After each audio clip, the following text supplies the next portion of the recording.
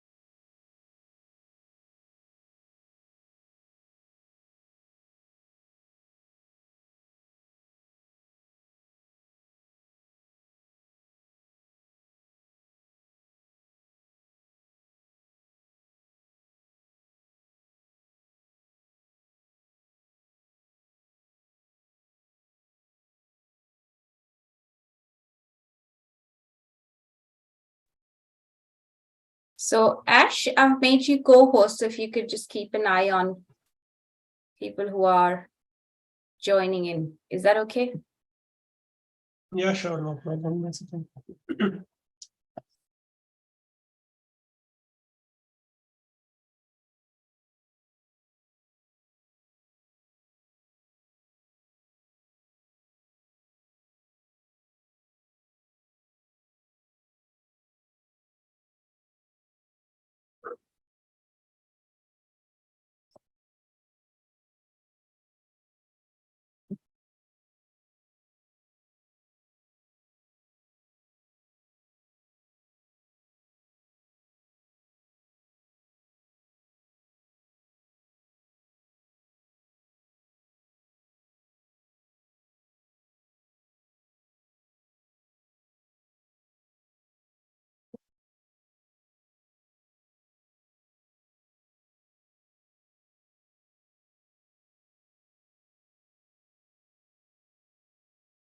Are we waiting for more people to join?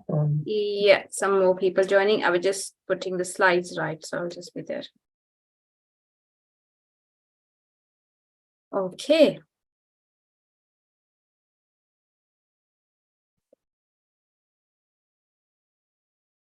Can you all see my screen, everyone? Yeah, we can see. We can see.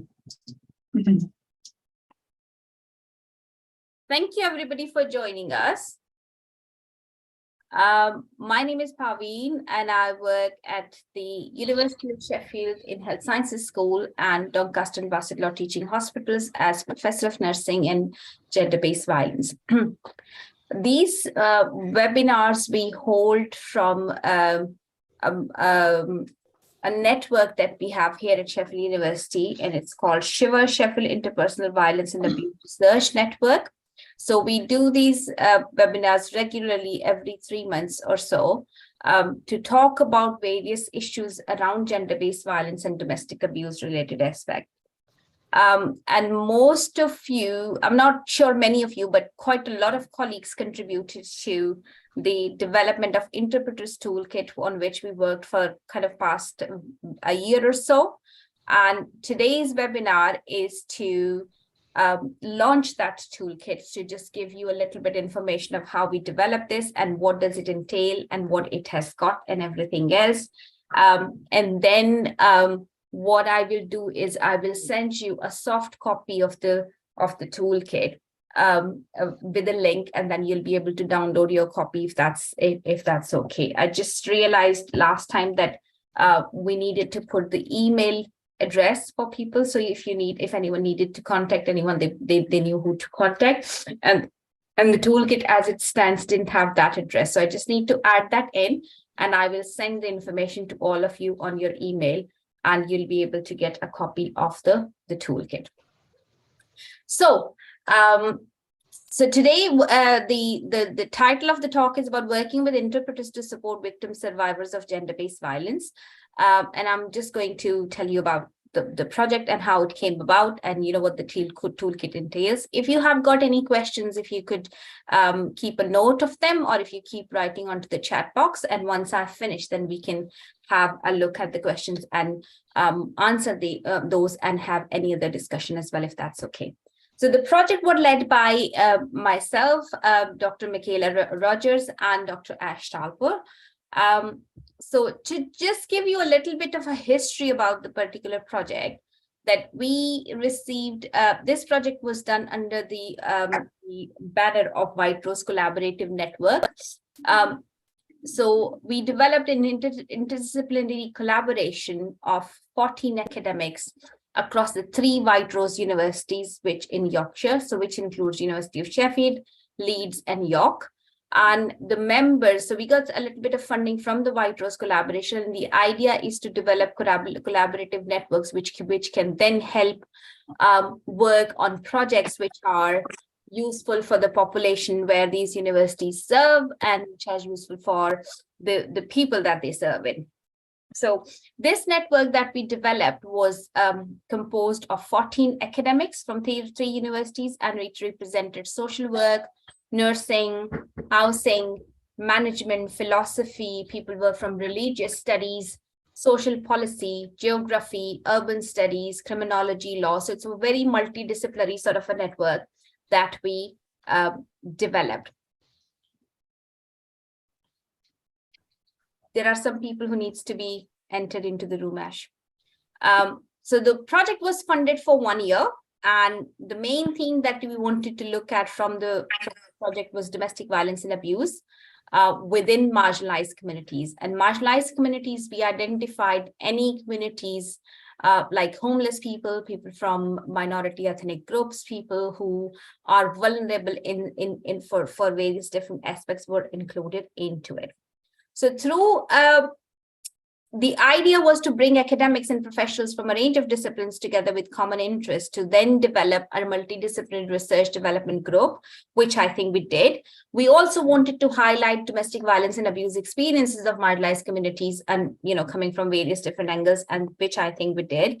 And we also wanted to exchange knowledge and identify gaps in current policy, practice, and research. So we're working with the colleagues, we identified various different areas where we thought there was more work needed, and 2 common themes which emerged included methodological challenges, working with victims of domestic abuse in various different settings from the perspectives of researcher and from the perspective of the practitioners as well. The other theme which came out was working with interpreters, and that's what we are going to talk about here today. So people thought that, there is not enough information about how we work with interpreters as practitioners effectively. There's not enough support available for interpreters themselves to go through, to support victims as well as practitioners effectively. And generally, we don't really know a lot about this particular aspect.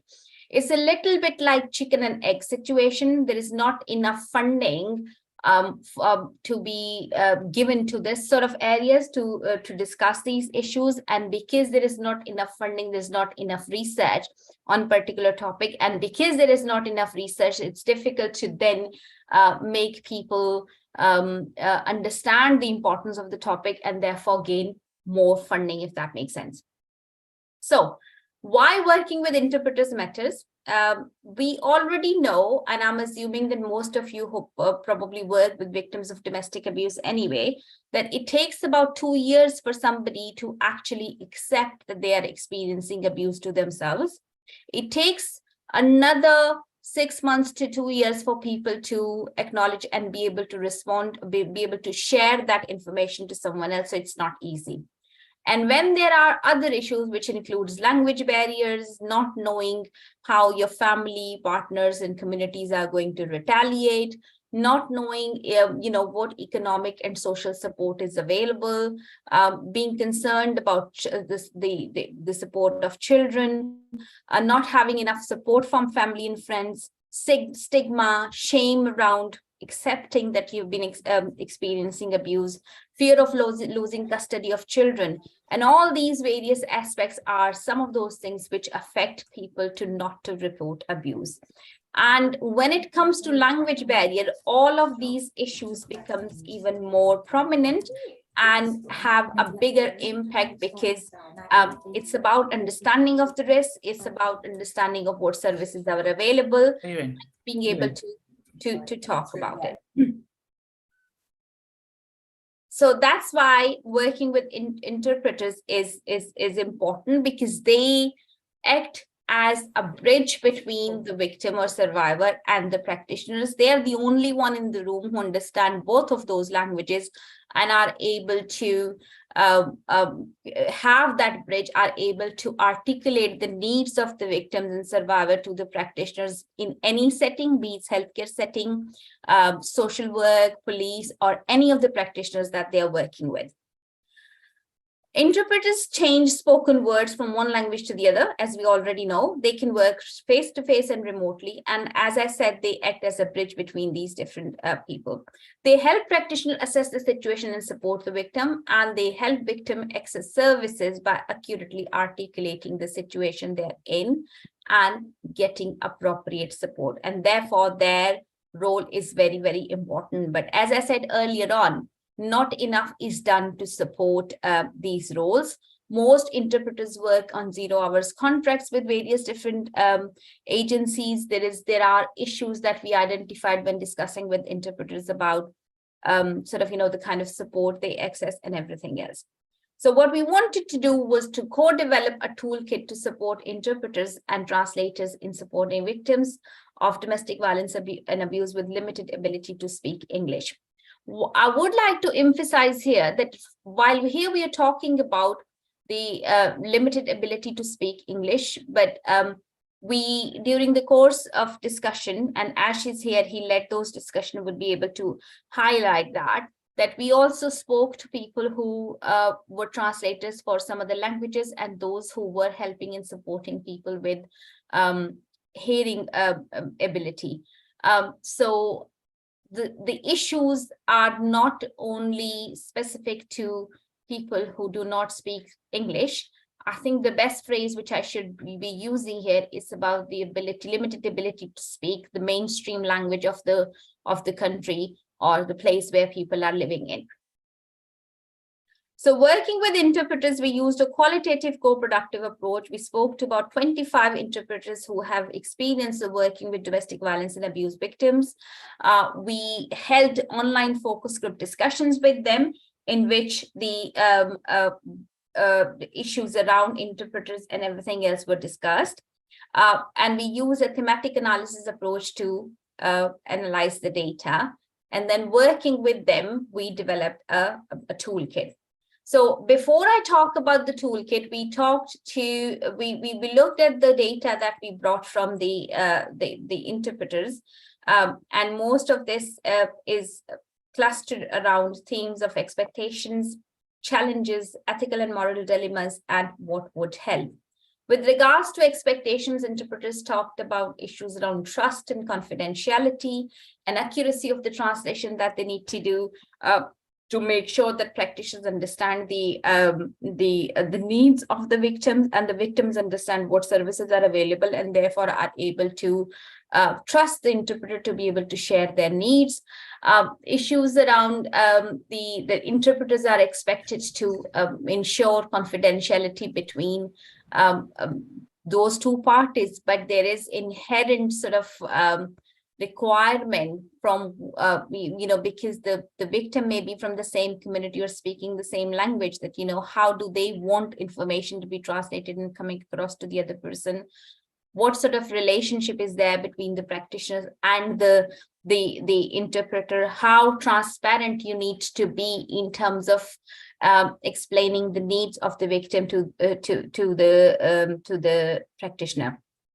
They identified with different challenges which could be linked around client, practitioners, and service providers, and each bring their own set of issues. So, for example, with clients, developing trust and rapport with them, developing that kind of environment where they feel able to share their needs, and over time, client may develop sort of over reliance on the interpreter. So how to try and manage that personal and professional boundaries between with the clients. With regards to practitioners, developing that boundary where whose responsibility it is to talk to the victim, and how much translation and information is provided, who leads the discussion and who has the responsibility of making the decisions, and what is the actual role of the interpreter.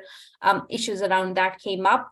With regards to service providers, is like how the interpretations and translation is arranged.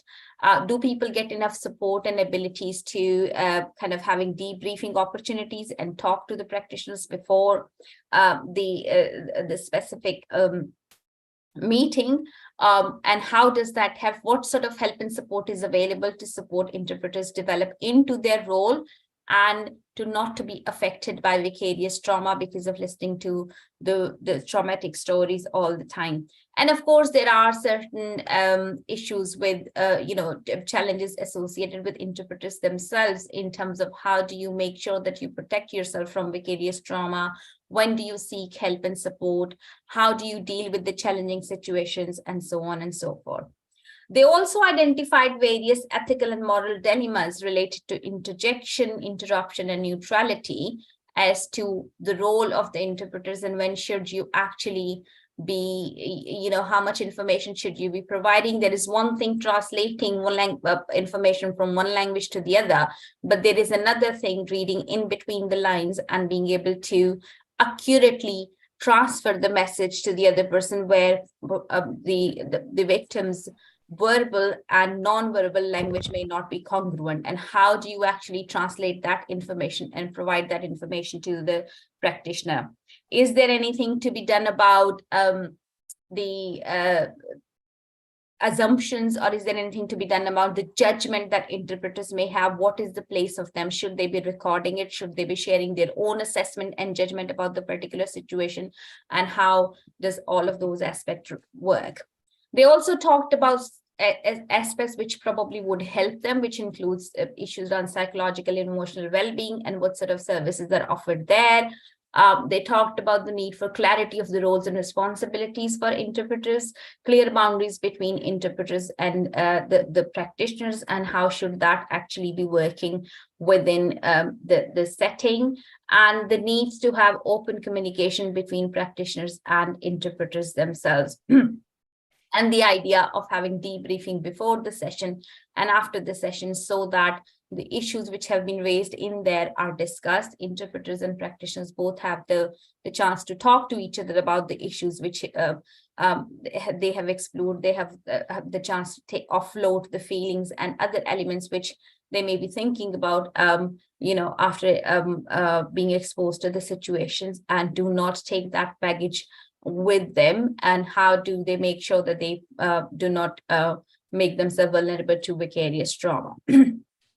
So as a result of this, we also developed a toolkit in which we proposed a good practice framework, which talks about preparation, cultural competence, accurate interpretation, objectivity, and privacy and confidentiality.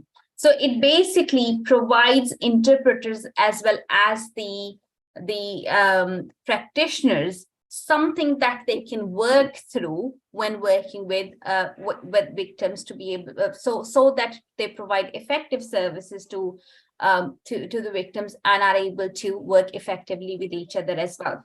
So, for example, preparation refers to having sufficient details of the situation so that the interpreter and the practitioners are comfortable with the task of interpreting, and that there are no issues relating to confidentiality or conflict of interest. I'm just giving you some example or excerpts from these points, but you'll be able to have a look at the toolkit to be able to understand more in detail about each of these aspects. cultural expectations or cultural competence is defined, and it doesn't actually mean that, you need to be able to completely understand or the culture of the other person. You have to be completely competent in the culture that you're dealing with. But it is important that, to have a generic and contextualized intercultural competence understanding and being able to ask specific questions when needs be. Accurate interpretation refers to is that, how do you actually and accurately interpret the instances when somebody has described abuse, even when your own judgment or it may not be, or your own perspective of the aspects, given your cultural understanding of the language, cultural understanding of the issues may not be congruent with it. So how do you make sure that, that information is accurately interpreted? And again, also about the importance of objectivity, privacy, and confidentiality. We've also provided information about various sources of support, other resources that can be used, and some generic information to help interpreters as well as the practitioners to be able to understand what domestic abuse and violence or gender-based violence looks like, and what are the different aspects that they need to think through. This is how the toolkit looks like. And there is a lot of diagrams and pictorial representation to help people understand, practitioners and interpreters, even about the seating arrangements, that where should interpreters and the practitioners and the victim should be seated, and when having conversations about gender-based violence related aspects. This is the other toolkit that we have developed, looking at researching gender-based violence with marginalized communities and talking about methodological challenges. And this will be launched soon through another webinar, and will provide a little bit of an overview of that toolkit as well, and will provide you with the links as well. So that's a little bit of an overall overview of the interpreters toolkit that we have developed. As I said, I will be happy to send you a link of the toolkit so you could download your PDF copy to be able to then use in your settings as you wish. But would be very grateful if you could come back with us with any feedback, or how useful or not useful you found the toolkit, and how we can improve it going forward. So thank you for listening, and I am happy to take any questions that you may have. So I'm just going to have a look at the chat box to just basically see if there are any messages that people have given.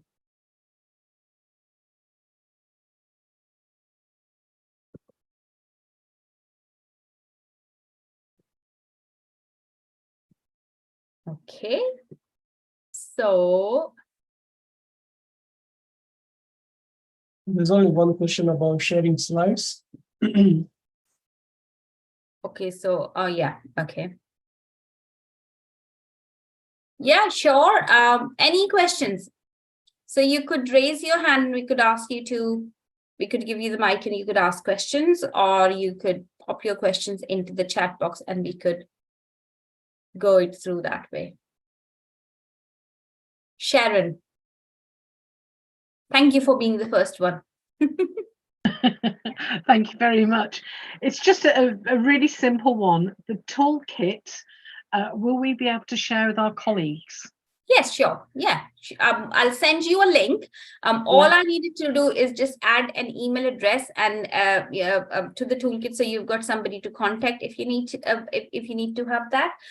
So yes, please do share the link with your colleagues, and or share the copies of the toolkit if you wanted to. You can download them into PDF format. You could print them, or you could have them into your device as you wish. Thank you very much. Anybody else?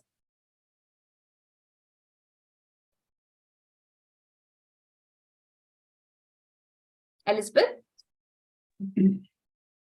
Hi, well done for you and the team, Professor Kyrene, for doing this. It's really most needed. I just want to know, I know now I understand we can download the toolkit, but what's the plan? What's you and the team, what are you going to do next? Because, people can do it on their own pace, but I think it's good to have it, in some kind of serious setting to train interpreters? Do you have any next plan? Yes, we have been trying to organize some interpreters training workshops with regards to domestic abuse related aspects. So we will continue to do that, and would share the information around this. And I'm hoping that when people have started using the toolkit, there will be questions and other aspects that they will come up with. And as we have those questions and aspects, we are more than happy to develop discussions, develop training programs, and take it on from there. If any of you are interested in organizing any training in your organization or any other aspects, and if you think we can help, please do get in touch. Yeah, thank you. I'm first in the line, so I'll book you this afternoon. Thank you. You're welcome. Anybody else? I mean, you could also make a comment about, like, would you find something like that useful in your work? What sort of issues do you come across that you think you would find some help or support useful around? And have you had any such toolkits or any of those resources available to you which you could have used in your practice?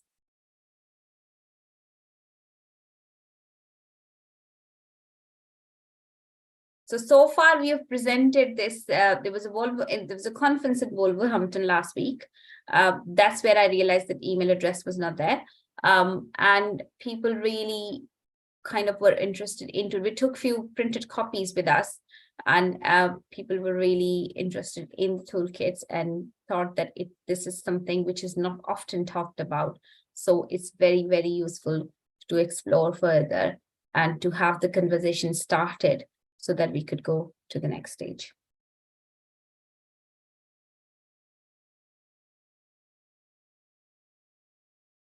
Any other questions? Any other comments? Yes, Elizabeth?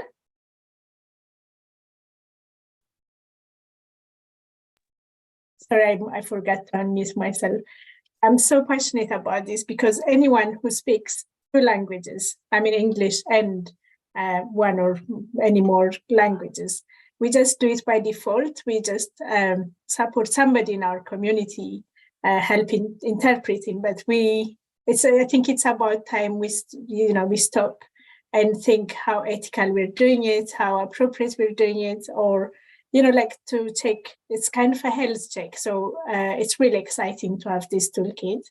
But I don't know how it works with the professional interpreters. I know, Parveen, we had a brief discussion about this, but, in my experience, I hear so many stories of interpreter on the phone, especially since COVID, like women told, like, how dare you say that, you like shame on our culture, or being told of, it takes a long, so much bravery for them to step out of that situation.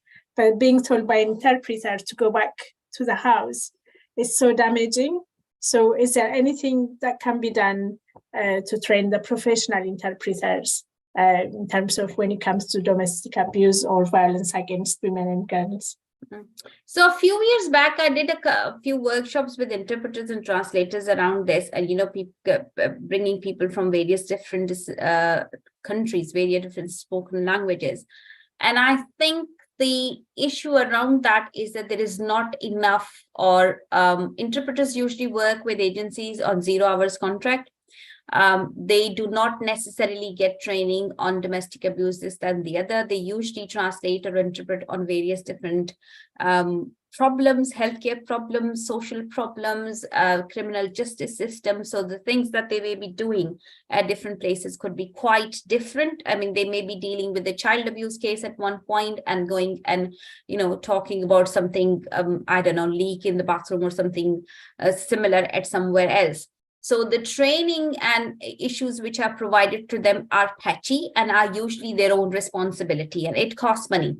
And which then means that people are not always have the chance to be able to think through and to have clear idea of what their own perspectives or perceptions about domestic abuse are. Domestic abuse, I don't think, is accepted in any culture, but how it is perceived or what actions are seen abusive could be different depending on where you're coming from, who you are, how you have been brought up, what your professional background is, and so many other factors. And I think that's where the discussions needs to be around, to be able to help people, bring them to one place, to be able to have those discussions, to be able to challenge each other, and to be able to then understand in the country or place where you live, what is legally, ethically, and morally is acceptable and not acceptable. And I think probably because that's the framework that people would work with. And I think those sorts of discussions are often not done. And that's what then brings up this aspect about, you know, as you're saying, even being told not to share their abusive experiences. Because, and the other thing is about the role boundaries. Whose role is what? What is your role as an interpreter? What is your role as a practitioner? What is your role? And, you know, where those boundaries lie. And you could also take this the other way around as well. So one extreme is that, you know, telling people or not disclosing abusive experiences. The other extreme could be that, you know, when you're just translating verbal sort of aspects where somebody is telling you something, but they don't want you to disclose to the practitioner, then how do you do in those kind of situations? And I think in both of those scenarios, and I'm just talking about extreme cases, all of you probably would have a lot of information or a lot of situations that you've come across which are very challenging. And I think there's not enough discussion.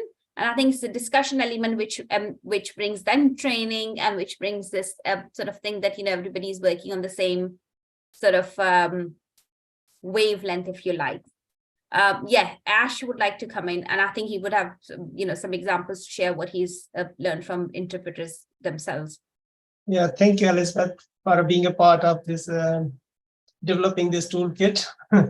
It was nice talking to you as well during these focus groups as well.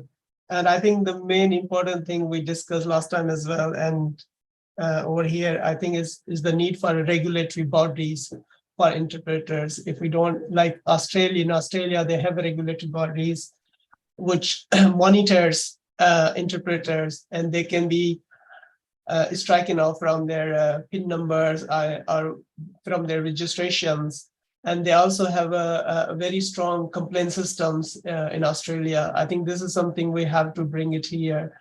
And also, I think it's important there should be a debriefing session between the victims and the practitioners as well after the interpreter session. So if there's issues during the interpreter sessions with interpreters about the language, about the culture, or any other clashes, that can be shared. So I think these few things which can be used to address this issue. I think. I mean, there is a register, but it's not mandatory. It's a voluntary register, and how does that translate into practice is not really clear. So I think it's not only that register that as Ash says, but, you know, the organizational practices. Now, organizationally, there are maybe some policies around, but usually because interpreting and translating is sourced out to other agencies, it's not necessarily as stringent. And as I say, the breadth and depth of the work is very wide. So it's really difficult too. So I think discussions, trainings, having those kind of regulatory bodies are the answer. Anybody else?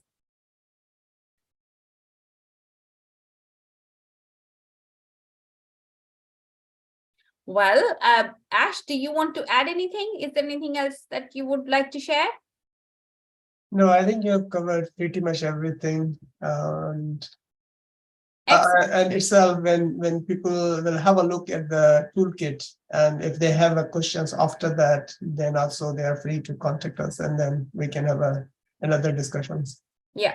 So, well, in that case, thank you everybody for joining us. What I will do is add the email address to the toolkit, and would send a link to all of your emails, you know, through the registration on the, we have registered for the event, so it should come to your email address. And please do come back to us if you have got any suggestions, any points that you wanted to raise, any other information that you have, and do tell us, how do you find the toolkit, if it's useful or if it's not useful, and how can we develop this further. So thank you so much for listening, and thank you so much for joining us.